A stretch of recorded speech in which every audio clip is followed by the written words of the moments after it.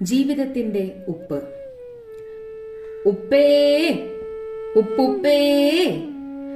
ഉപ്പുകൊറ്റൻ വിളിച്ചു ചോദിക്കുകയാണ്, ഉപ്പ് വേണോ?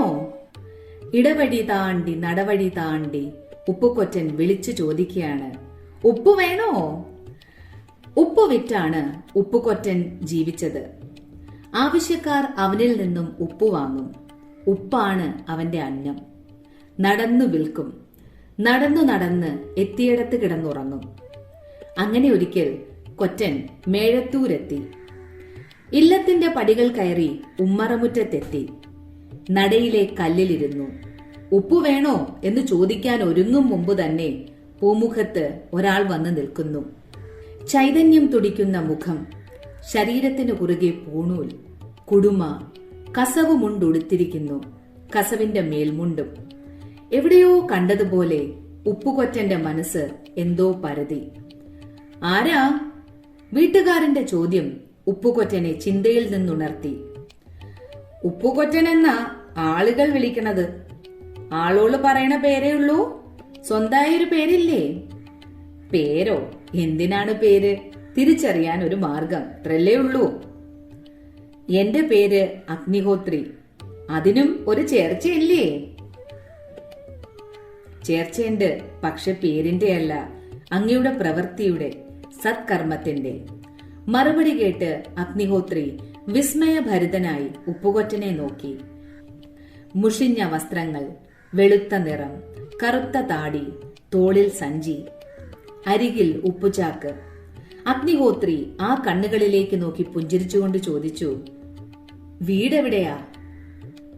അങ്ങ് ദൂരെ. വീട്ടിൽ ആരൊക്കെയുണ്ട്?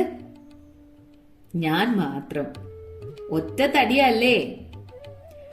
ഒരർത്ഥത്തിൽ എല്ലാ തടിയും ഒറ്റയ്ക്കല്ലേ? ഇത് പറഞ്ഞ് ഉപ്പുകൊറ്റൻ പൊട്ടിച്ചിരിച്ചു. അഗ്നിഹോത്രി ഉപ്പുകൊറ്റന്റെ കണ്ണുകളിലേക്ക് വീണ്ടും സൂക്ഷിച്ചു നോക്കി. അദ്ദേഹത്തിന്റെ മനസ്സിൽ എന്തൊക്കെയോ മിന്നിമറഞ്ഞു. ഈ ചിരി എവിടെ നിന്നാണ് താൻ കേട്ടത്, കണ്ടത്? നാറാണത്ത്, പാക്കനാര്. നാറാണത്തിന്റെ അതേ ചിരി, പാക്കനാരുടെ അതേ ശബ്ദം. ഉപ്പുകൊറ്റന് നാറാണത്തിനെ അറിയോ? പാക്കനാരെ അറിയോ?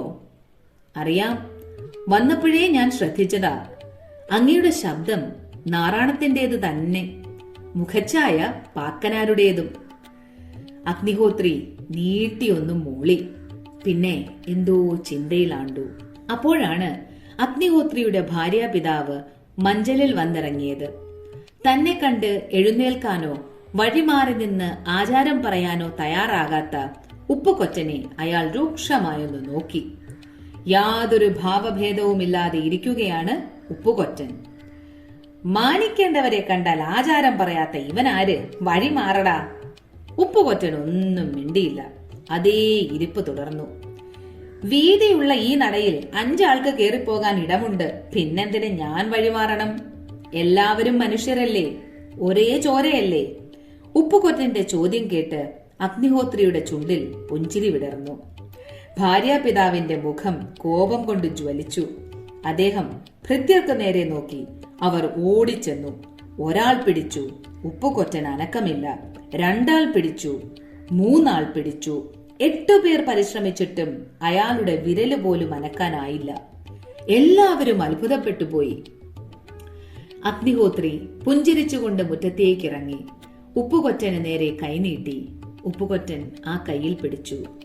ഒരു പരമ്പരയുടെ 2 കണ്ണികൾ കൂട്ടിക്കെട്ടിയാൽ എന്ന പോലെ പറഞ്ഞറിയിക്കാനാവാത്ത എന്തോ ഒരു സുഖം ആ സ്പർശത്തിലൂടെ 2 പേരും അനുഭവിച്ചു. ഉപ്പുകൊറ്റൻ ആ കൈ പിടിച്ച് എഴുന്നേറ്റു. ഉപ്പുകൊറ്റന്റെ ചാക്കെടുത്തു കൊടുക്കൂ, അഗ്നിഹോത്രി ഭൃത്യരോട് പറഞ്ഞു. അവർ ഉപ്പുചാക്കെടുക്കാൻ ശ്രമിച്ചു. എത്ര ശ്രമിച്ചിട്ടും പൊങ്ങുന്നില്ല. ഉപ്പുകൊറ്റൻ പതുക്കെ ചെന്ന് ചാക്കെടുത്ത് തലയിൽ വച്ചു. അഗ്നിഹോത്രിയുടെ കണ്ണുകളിലേക്ക് നോക്കി. 2 പേരുടെ കണ്ണുകളിലും എന്തോ തിളങ്ങി. ഉപ്പുകൊറ്റൻ പടികളിറങ്ങി നടന്നു. അയാൾ നടക്കുകയാണ്. മല കയറി, കാടു കടന്ന്, കുന്നിറങ്ങി, വയൽ മുറിച്ച്. പുഴയോരത്തുകൂടെ നടക്കുമ്പോൾ അയാളുടെ മനസ്സ് പലവിധ വിചാരങ്ങളിൽ മുഴുകി. പുഴ പോലെയാണ് തന്റെ ജീവിതം.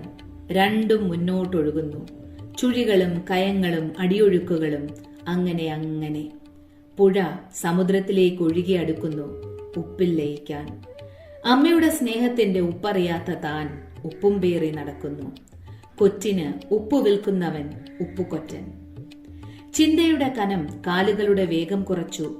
പതിവില്ലാത്ത വിധം ക്ഷീണം തോന്നുന്നു. പുഴക്കടവിലെ ആൽത്തറയിൽ ഉപ്പുചാക്കിറക്കി വച്ചു. കാലും മുഖവും കഴുകി ഒന്ന് കിടക്കണം.